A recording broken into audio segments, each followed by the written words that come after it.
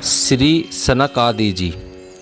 सनक, सनंदन, सनातन, सनत कुमार और सनत सुजात, ये पांचों ही ब्रह्मा के मानस पुत्र हैं।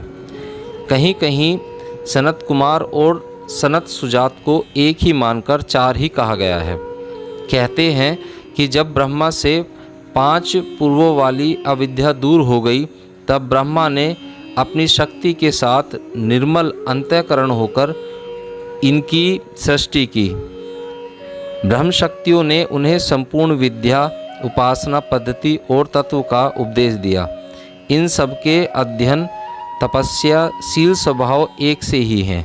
इनमें शत्रु, मित्र तथा उदासीनों के प्रति भेद दृष्टि नहीं। सर्वदा 5 वर्ष की अवस्था वाले बालकों की भांति ये विचरते रहते हैं। संसार के द्वारा इनका स्पर्श नहीं कर पाते। रात दिन भगवान श्री कृष्ण के नाम का जाप किया करते हैं। हरि शरणम मंत्र तो इनकी श्वास श्वास में चलता रहता है। इसी से ये सदा बालक रूप में रहते हैं।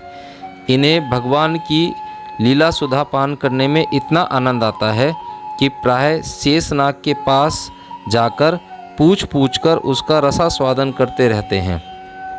इनका एक क्षण भी भगवान के चिंतन के बिना नहीं बीतता।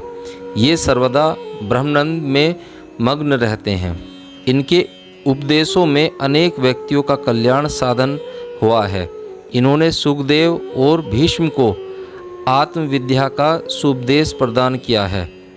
महाभारत पृथु ने, जो कि भगवान के एक अंशावतार हैं, उनसे ही भगवत सदुपदेश ग्रहण किया। उन्होंने प्रलय के कारण पहले कल्प के भूले हुए ज्ञान का ऋषियों के प्रति उपदेश किया।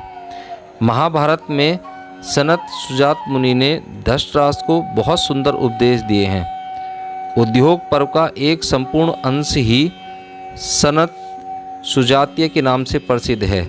इस सनत सुजातीय पर भगवान श्री कृष्ण, भगवान श्री शंकराचार्य कृत एक संस्कृत भाष्य भी है। कभी कभी ये लोग स्वयं परस्पर भगवत चर्चा किया करते थे। किसी एक को वक्ता बना लेते और दूसरे सब श्रोता बनते। इस प्रकार बड़े मर्म की बातें होती। श्री भगवत की वेद स्तुति एक ऐसे ही अवसर पर कहीं की गई थी। श्री सनकादि जी को प्रवचन का बनाकर बाकी लोग श्रोता बन गए। इस प्रकार एक बड़े जटिल प्रश्न का उत्तर संसार को मिल गया कि वेदों में भगवान का वर्णन किस प्रकार होता है। भगवान से अतिरिक्त वस्तु का निषेध करते हुए वेद अंत में किस प्रकार भगवान में परिसमाप्त होते हैं। उस उपदेश में इस बात का अत्यंत विशुद्ध वर्णन हुआ है। भगवान के भक्तों, जीव मुक्तों, सिद्ध संतों में संसार के कलुषित विकार काम क्रोध होते ही नहीं, न हो सकते हैं। फिर भी कभी कभी संतों के जीवन में भी भगवच्छा से लीलाओं में यह बात देखी जाती है। देखने वाले लोग अपने कलुषित हृदय के कारण भ्रमवश महात्माओं की लीलाओं को न समझकर उनमें काम क्रोध की कल्पना कर बैठते हैं।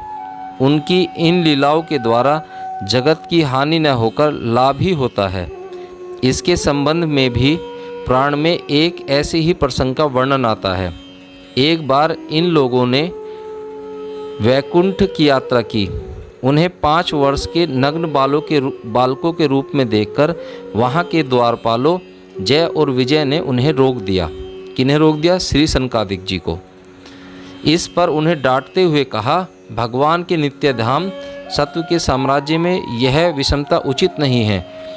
तुम दोनों के मन में कुछ गर्व और कपट अवश्य आ गया है, नहीं तो भगवान के सबके लिए खुले हुए समधाम में भला यह कैसे हो सकता है?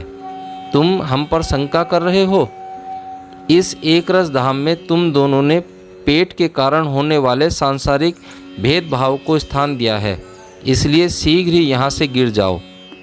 यद्यपि संतों में इस प्रकार का आवेश होना असंभव है, फिर भी भगवान की ऐसी ही इच्छा थी। वे उन्हीं मुनियों को निर्मित बनाकर जगत में आना चाहते थे। कहाँ तो उनका स्थान और दर्शन इन मुनियों के लिए भी अगम्य था और कहा वे भालू बंदर आदि के लिए भी सुलभ हो गए। भगवान गांव के ग्वाले के बीच तक में आए। इन मुनियों को निमित्त बनाकर अपने को सुलभ कर दिया। भगवान ने स्वयं आकर इनकी स्तुति की, ब्राह्मणों की महिमा गाई, प्रसन्नता प्रकट की। तब उन्होंने मुक्त स्वर में कहा, प्रभु हमें तो उचित अनुचित कुछ जान नहीं पड़ता।